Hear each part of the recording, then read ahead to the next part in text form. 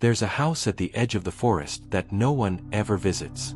Its windows are fogged, its porch light flickers in the evening like it's still waiting for someone to come home. You've probably seen one like it, in a dream or at the corner of your memory. The kind of house that holds both silence and stories. And inside that house, behind a weathered door and shelves of books read too many times, lives a man. He doesn't speak much anymore, not because he's bitter, but because words stopped reaching him the way they used to. He wakes up before dawn, listens to the breath of trees through the thin glass, drinks coffee that tastes of ritual, not warmth. And every morning, he opens the front door, not to leave, but to feel the stillness wrap around him like a second skin. This house was not always his. It was built by time and the things that broke him. It became his refuge after the court dates and the half-empty closets, after the final slammed door, after the silence proved to be the only one that stayed. There are men like this. Men whose lives are quiet not because they have nothing to say, but because no one stayed long enough to hear them. And now, they are drawn to places like this. Spaces without judgment, without performance. Places where they can finally take off the mask they wore for years, the one that smiled and nodded and pretended. He didn't choose the house at first. It was simply the only place left that didn't ask him to be anyone but himself. But over time, it became more than shelter. It became a mirror. Every creaking floorboard, every unopened letter on the table, every light bulb left unscrewed, spoke of a man who once tried to be known and wasn't. So he let the world recede. He stopped knocking. He started listening. And the house listened back. Have you ever felt this? That strange familiarity of absence? That quiet rhythm of a life unfolding in retreat? If you have, then maybe you too have walked up the steps of a house like his. Maybe not with your feet, but with your soul. The house wasn't always this quiet. It once echoed with footsteps, the rustle of shared mornings, the murmurs of someone humming in another room. But now it holds only one toothbrush, one coat hanging by the door, one chair that's ever used. The others remain where they are, untouched, like artifacts in a museum that no one visits. After the divorce, he didn't rush to repaint the walls or change the locks. He simply left them be, as if to say, this was real. This pain was real. And in its aftermath, rebuilding wasn't an act of strength, it was a betrayal. So instead of starting over, he simply stopped.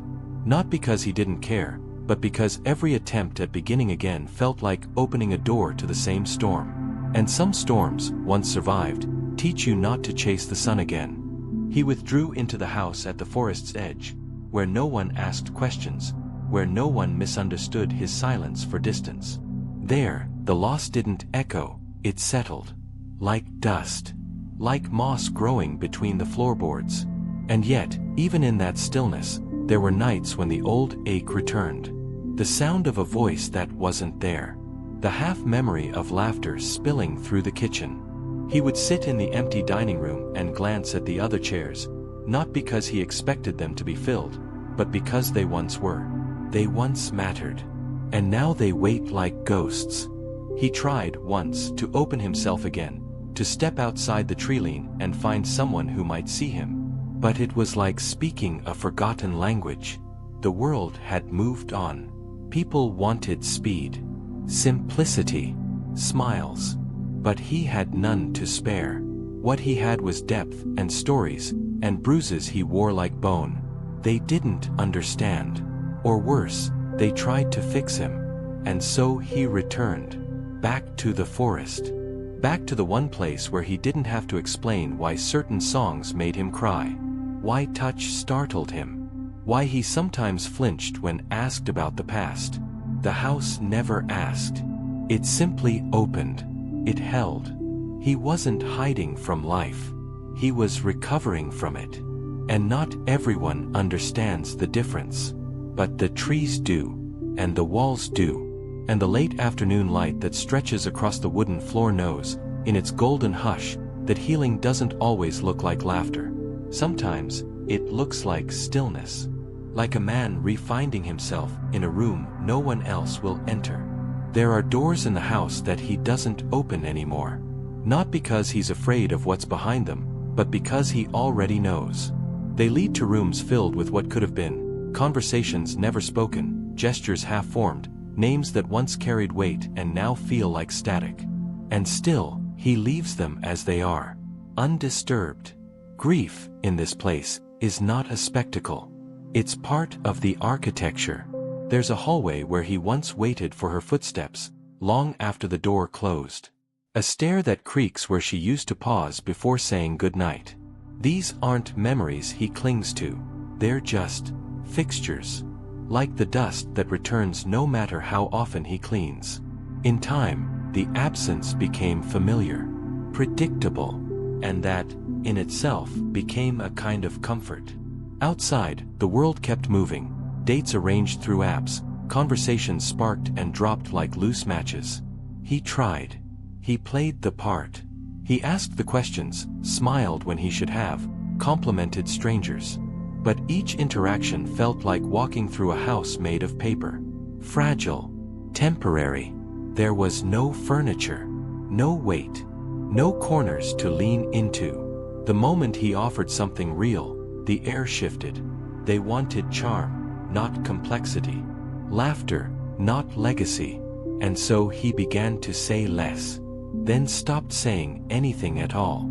Not out of arrogance, but out of ache.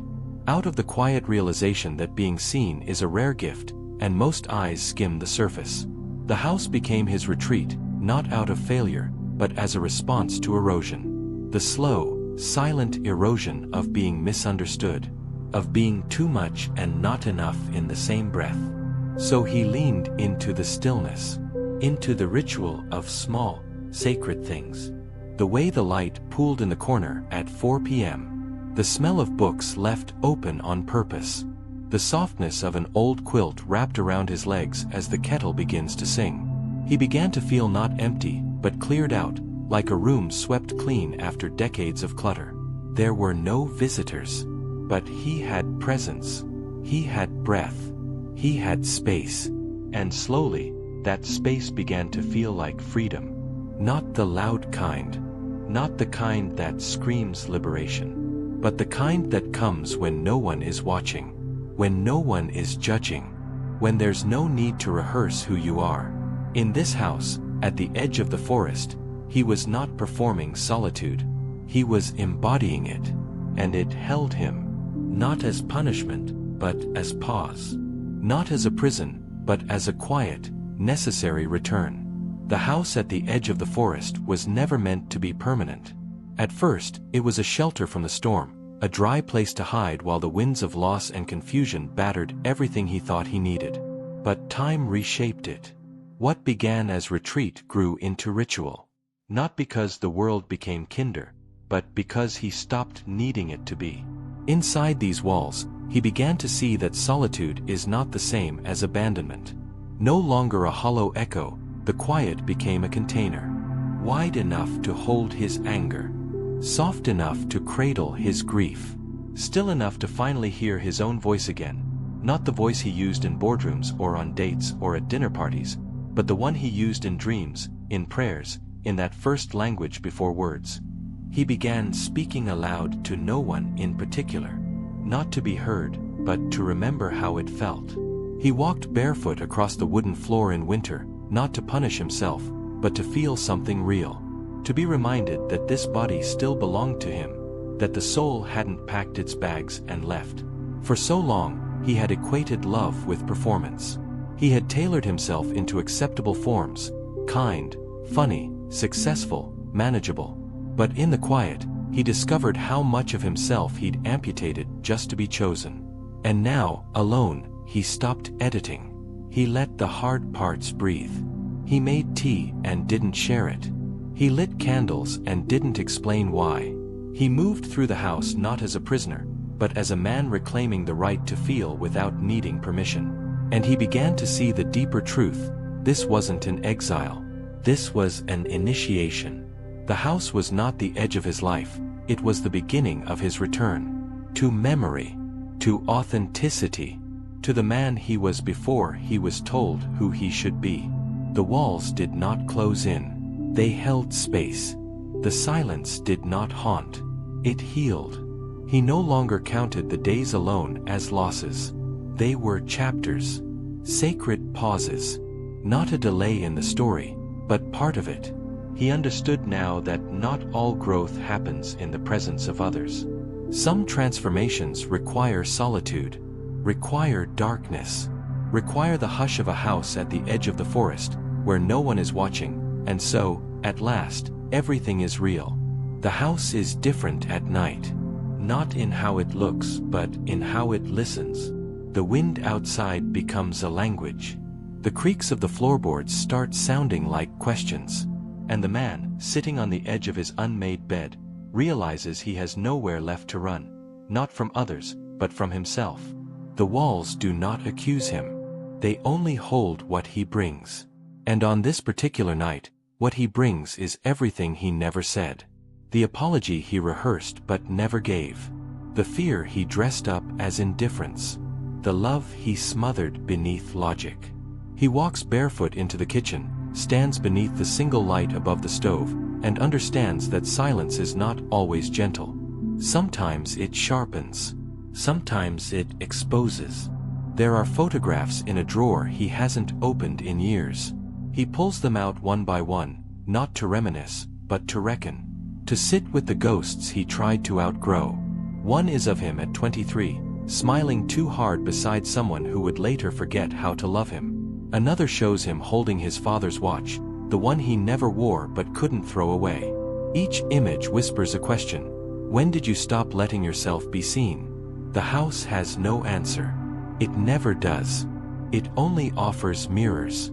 And in those mirrors, he sees not a man who failed, but a man who folded himself into shapes too small for too long. For acceptance.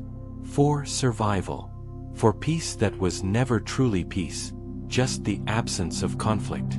Now, in this house without conflict, he meets the cost of that bargain. Peace is quiet, yes, but so is abandonment. So is numbness.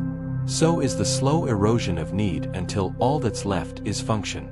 He goes to the window and presses his hand to the cold glass.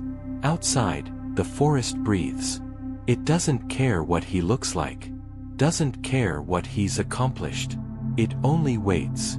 And in that waiting, he hears something he hasn't heard in years, his own longing. Raw. Unedited. Hungry. It's not for someone, exactly. It's not even for love.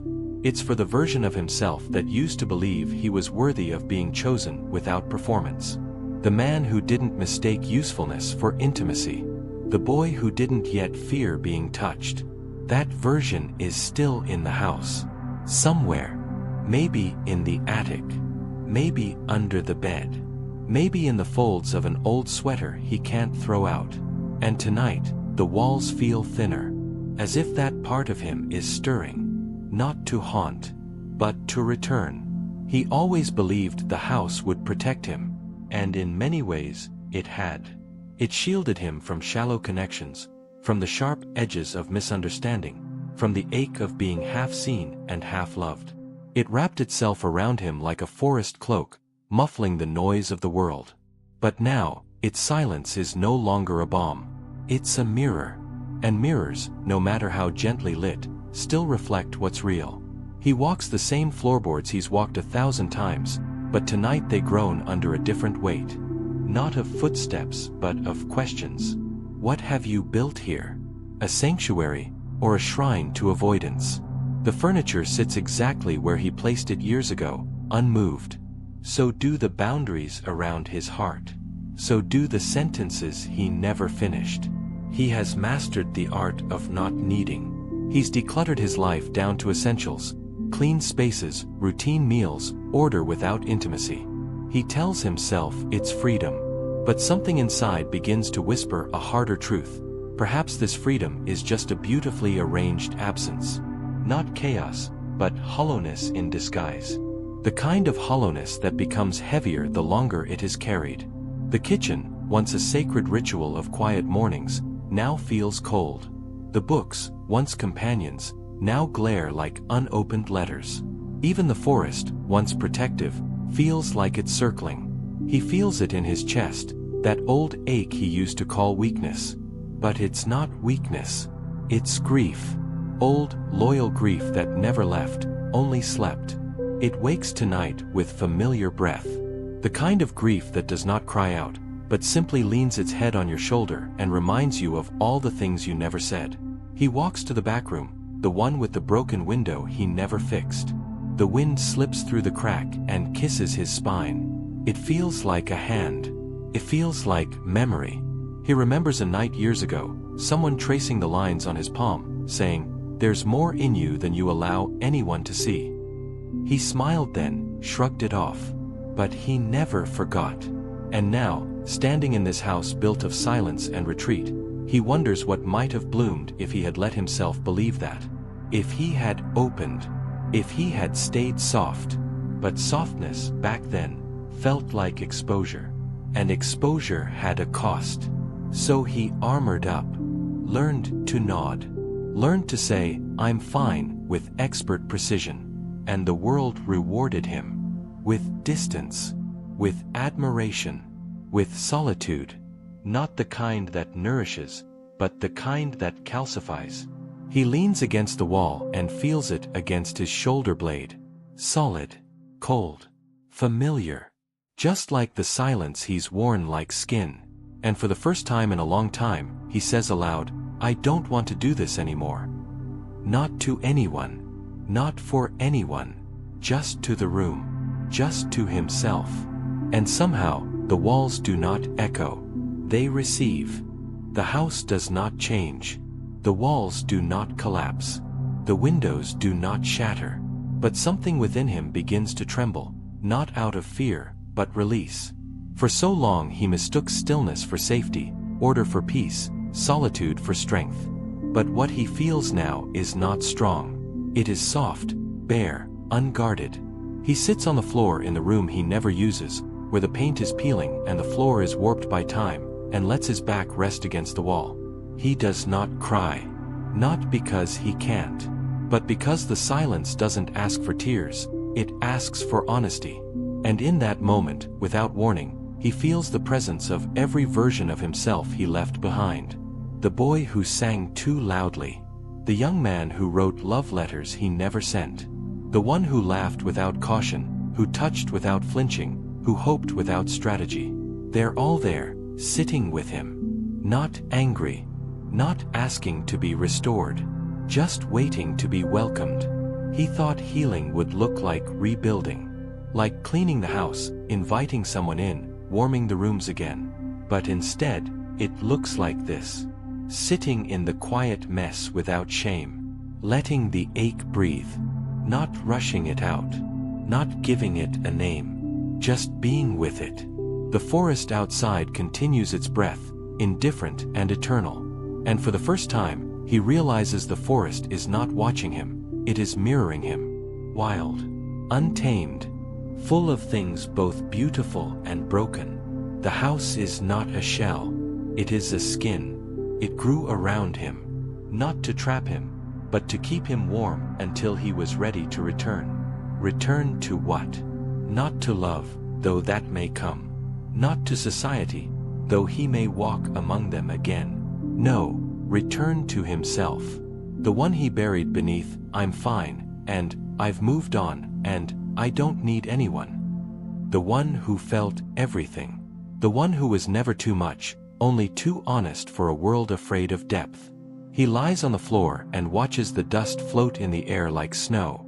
This, he realizes, is what wholeness feels like. Not triumph. Not resolution. Just the quiet knowing that nothing needs to be hidden anymore. That no room in the house needs to stay locked. That the man who lives here no longer fears his own presence. And in that awareness, something flickers, not like light, but like a memory returning to where it has always belonged. He gets up slowly, not because he is weak, but because there is no longer a reason to rush. Every step he takes through the house is deliberate now, as if the floorboards are hearing his feet for the first time. He enters the living room, runs his hand along the edge of the chair no one has sat in for years. It's not a monument to loneliness anymore. It's an invitation, not for someone else, but for the self he abandoned, to sit, to stay, to speak.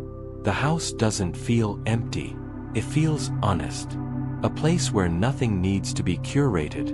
Where no picture frame needs to tell a story it no longer holds. He looks at his reflection in the window, and for once, he doesn't search for something missing. He simply sees himself. Not as a collection of failures. Not as someone who couldn't keep love. But as someone who was always worthy, even in silence. Even in stillness. The light above the sink flickers. He smiles. It's been doing that for months. He always said he'd fix it, but never did. Now he realizes it doesn't need to be fixed. It's part of the house's language, a soft stutter, a gentle imperfection. Like his own. The walls are marked by time. The shelves carry dust. But he no longer sees these as signs of neglect. He sees them as proof of presence. Of life lived inwardly, fully. Of a man who stopped performing. He goes to the porch. The edge of the threshold. Where the forest begins again. He doesn't step out. He doesn't retreat in. He just stands there, between worlds. Between what he once needed to escape, and what he now chooses to stay with. The house at the edge of the forest breathes with him. They are one. He realizes now that he never really lived alone. He lived in deep company with what others are too afraid to face. Silence, shadow, space. These were not voids. They were vessels. Holding him. Reshaping him. Honoring him. And in the quiet dawn, he no longer needs a witness. He is enough. Whole. Not because the world finally understood him, but because he finally stopped asking it to. Morning comes quietly, as it always does. But today, it doesn't feel like repetition. It feels like grace.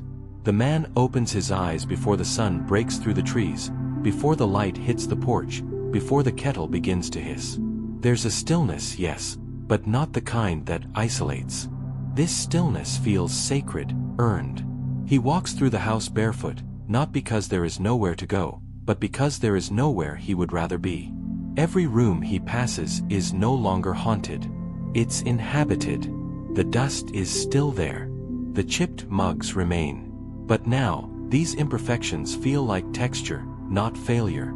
He touches the windowsill, lets his fingers trace the crack in the glass, and whispers, "I'm still here." And that's enough. Not a war cry. Not a breakthrough. Just a quiet declaration of presence. The house at the edge of the forest has changed nothing. And yet, everything has changed. Because the man within it is no longer performing survival. He is living, not despite his solitude, but through it. Not against the silence, but inside it. He no longer longs for someone to arrive and fill the rooms.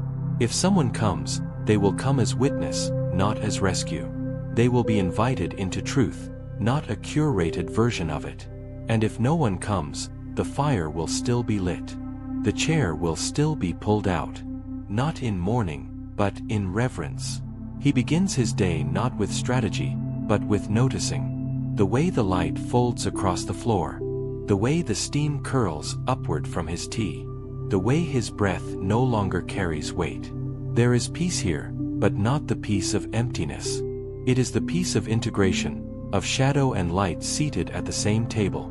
He does not seek to transcend his solitude. He seeks to embody it. Not as a wall, but as a doorway. Not as exile, but as origin. He doesn't know what comes next. He doesn't need to. The house no longer asks him to plan. It asks him only to be present. And that is what he gives. A full, unfiltered, unhurried presence. Finally, he waters the plant on the windowsill, the one that nearly died 2 winters ago when he forgot about it for weeks. Now it stretches gently toward the light, not demanding, simply reaching. It reminds him of something in himself, the part that didn't vanish in the long dark, but waited, quietly, for him to notice. He moves through the house like someone who belongs to it. Not as a guest. Not as a caretaker. But as the one who listens to its walls, who knows the creaks are not flaws but memory. He begins to hear beauty in ordinary sounds. The click of the stove, the sigh of the floor, the rustle of leaves brushing against the windowpane. Nothing grand. Nothing spectacular. Just presence.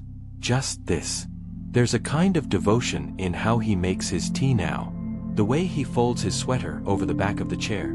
The one he sits in to read as dusk leans in. He used to imagine these actions as placeholders, waiting for someone to join him. But now he sees them as complete.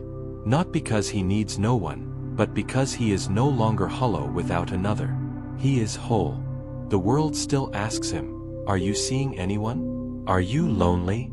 Will you ever try again?" But the questions no longer pierce him. They fall softly, like rain on the porch roof. Because he no longer defines his aliveness by someone else's arrival. He has built a rhythm that does not depend on applause. A joy that is not reactive. A love that starts within. He speaks less, but when he does, his voice has gravity. He looks people in the eye and does not flinch. Not because he has nothing to hide, but because he has nothing left to deny. If they see him, truly see him, they will see a man who has sat in his own silence and made peace with every echo. They will see the house too, the rooms no longer closed, the lights no longer flickering in hope or warning, but simply glowing. Not to be found, but to be lived in. The house at the edge of the forest no longer guards him. It reflects him. It holds the shape of his healing. And it no longer whispers, "Are you waiting for someone?" Now it hums gently, "You've come home." There are no fireworks in this ending.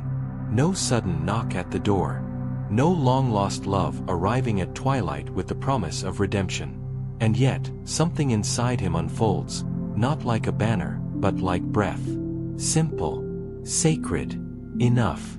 He sits on the porch as the sky turns gold, a soft wind passing through the trees like a lullaby. He does not need to speak to feel witnessed. The leaves rustle in recognition. The floor beneath him holds his weight without question. There is no one beside him, and there is no loneliness in that. Because he is here. Fully. Without resistance. Without performing a version of himself more acceptable, more lovable, more light. Even his shadow rests now, no longer stalking, no longer pleading to be seen. It has been seen. It has been held. And it no longer needs to defend itself against rejection. He watches the day end without needing to grasp it. Without needing to rush toward anything else. If the world calls, he will answer gently. But not desperately. If someone knocks, he will open, not with hunger, but with stillness. He has nothing to sell. Nothing to prove. Only space, carved through fire and silence, wide enough for truth to sit down. The man who lives in the house at the edge of the forest is no longer falling. He is no longer disappearing. He is no longer becoming someone else in hopes of being chosen. He is already chosen, by the life that still pulses through his fingertips, by the ground that does not flinch beneath him, by the breath that rises and returns, without fail. He does not call this joy. He does not call it healing. He simply calls it being. And that, perhaps, is the deepest love he has ever known. And if you've made it this far, not just with your ears, but with the quiet place behind your ribs, then perhaps something in you has been waiting to be named. Not with noise. Not with applause. But with this kind of stillness. Perhaps you've walked the forest path alone. Perhaps you've sat in a room that did not echo your voice, wondering if that silence meant you were lost. But maybe it was never abandonment. Maybe it was a return to the part of you that was never broken, only buried beneath the need to be seen. If these words found you, not to fix you, but to witness you, then let them linger. Let them move like soft wind through your own house at the edge of the forest. And when you are ready, not because anyone asked, but because something inside has begun to stir, step back into the world with the quiet power of someone who has made peace with every room inside them. You do not need to be loud to be alive. You do not need to be seen to be whole. But if you wish to walk beside voices that remember this kind of truth, this kind of silence, then stay. Subscribe. Return when it calls. Not because this space is urgent, but because it is sacred. Like you. Like the breath you're taking now. Like the next step forward. Slow, real, and finally yours.